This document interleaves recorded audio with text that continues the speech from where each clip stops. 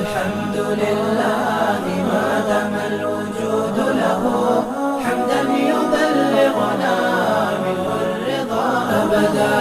ثم الصلاة على المختار سيدنا وآله الكرماء وصحبه الزهداء. يا رب هيئ لنا من أمرنا رشدا وانشر علينا من الستر الجميل ردا وافتح لنا منك فتحا غير منقطع واجعل لنا فرجا وابعث لنا مددا وسهل الصعب من خير الأمور وكن لنا معينا على الطاعة مستندا ولا تكلنا إلى تدبير أنفسنا فالنفس تعجز عن إصلاح ما فسدا.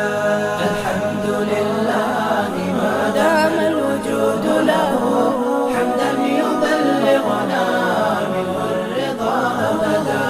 ثم الصلاة على المختار سيدنا وآله الكرماء وصحبه الزهداء.